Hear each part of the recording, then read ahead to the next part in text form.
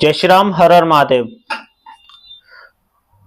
सभी लोग लगातार एक मांग कर रहे हैं कि सनातन बोर्ड, सनातन संस्था का गठन होना चाहिए और वक्फ बोर्ड का खात्मा होना चाहिए। अब कुछ लोग जो कि तर्क देते हैं कि इसकी क्या जरूरत, इसका क्या महत्व, वक्फ बोर्ड को क्यों खत्म करना चाहिए। वक्फ बोर्ड को इसलिए खत्म करना चाहिए कि वक्फ बोर्ड को वो ताकत दे रखी है कि अगर जो भी मेरी वीडियो देख रहा है उसके मकान पर उसने दावा कर दिया ना कि यह हमारी वक्फ बोर्ड की जमीन पर बना हुआ है, तो उसके बाद सुनवाई के लिए आपको किसी हाई कोर्ट या सुप्रीम कोर्ट जाने की इजाजत नहीं है। उनके ही कोर्ट में जाओगे, उनके ही लोग होंगे और उनका ही जज होगा, सब कुछ उनका होगा। उसके बाद अंतिम जीत किसकी होगी? वक्फ बोर्ड की। इस देश में रेलवे के बाद सबसे ज्यादा जमीन है किस पर है? वक्फ बोर्ड पर। यह कैसे हुई? धीरे धीरे जहां एक पाकिस्तान जितनी जमीन एक वक्फ बोर्ड पर है इस भारत में, तो भविष्य में हिंदुओं का क्या होगा?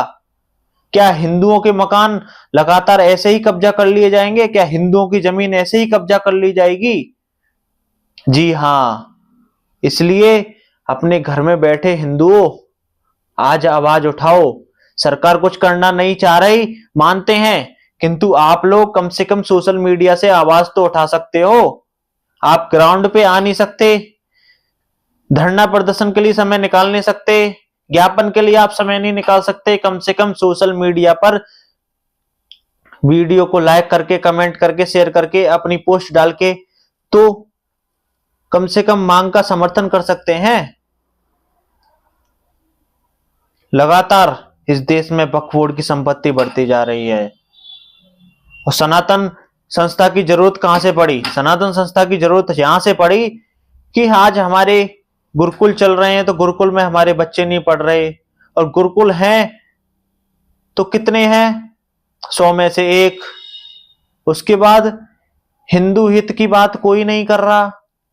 गरीब हिंदुओं को कोई भी धर्मांतरण का लालच देके मिशनरी वाले लोग उनको धर्मांतरण कर रहे हैं, और लगातार ऐसा षड्यंत्र हर कस्बे में, हर जिले में, हर सिटी में, हर गांव में चल रहा है। किंतु हम आसपास के लोग अपनी आधुनिकता में, अपने पैसे के गुरूर में मस्त हैं।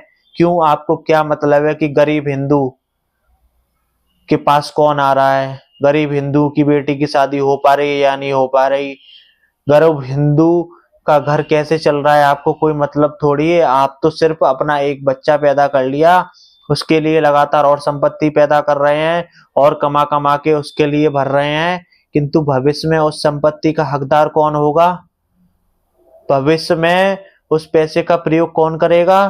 क्या आपका वो अकेला एक बच्चा कितनों से लड़ेगा?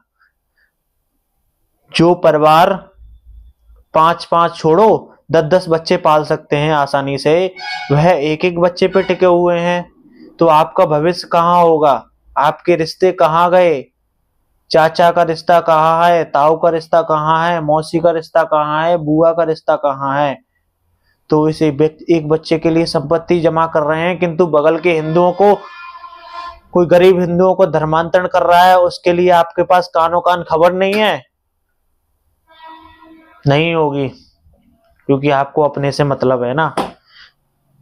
आपका हिसाब तो वो हिसाब हो गया है कि मुर्गी के बहुत सारे बच्चे पिंजड़े में बंद हैं, जब जिसकी मुंडी कटनी होती है वही चिल्लाती है।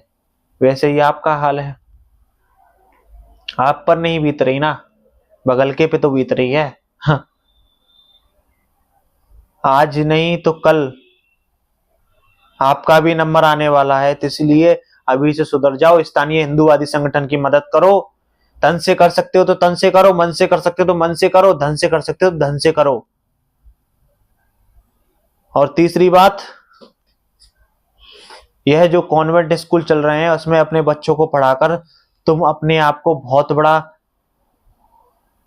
पढ़ा लिखा ईमानदार समझ रहे हैं ना। यही चीज आपको अंत में दिक्कत देगी और कहेंगे कि हाँ, शुभम हिंदू सही कहता था।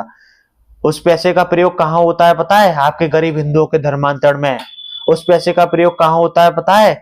आपके बच्चे की चोटी हटवाने में, आपके बच्चे का तिलक हटवाने में, आपके बच्चे का कलावा हटवाने में, आपके बच्चे को अपनी सनातन संस्कृति से अलग करने में। नहीं तो आपका बच्चा अगर कॉन्वेंट स्कूल में पढ़ रहा होगा तो भेजिए चोटी रखे, भेजिए तिलक लगा के, भेजिए कलावा बांध के, और कहिए कि वहां जो उसके शिक्षक हैं उनके पैर छूइए। एक में से भी चार चीज नहीं, एक भी चीज नहीं होगी। किंतु फिर भी आप आधुनिकता की दौड़ में लगातार अपने बच्चे को लाइन लगा लगा के इन ईसाई मिशनरियों के स्कूलों में पढ़ा रहे हो, और अपने बच्चे को किस तरफ ढकेल रहे हो? बच्चे को तो ढकेल रहे हो, किंतु गरीब हिंदुओं को किस तरफ ढकेल रहे हो आप? उन्हीं पैसों से हिंदुओं का पैसा, यही पैसा मतांतरण में प्रयोग हो रहा है, और आप लोग घर की नींद में आराम से सो रहे हैं। आज नहीं जागे तो कभी नहीं जागे।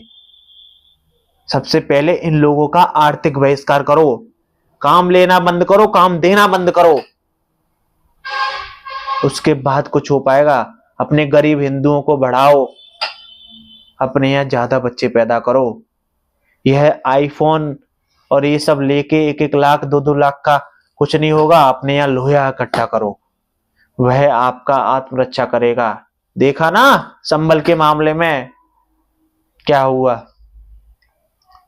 तो जिसके भरोसे बैठे हो ना, अब वही लोग ही नहीं बच रहे। इसलिए अपनी आत्मरक्षा के लिए खुद तैयार रहो। जय श्री राम, हर हर महादेव।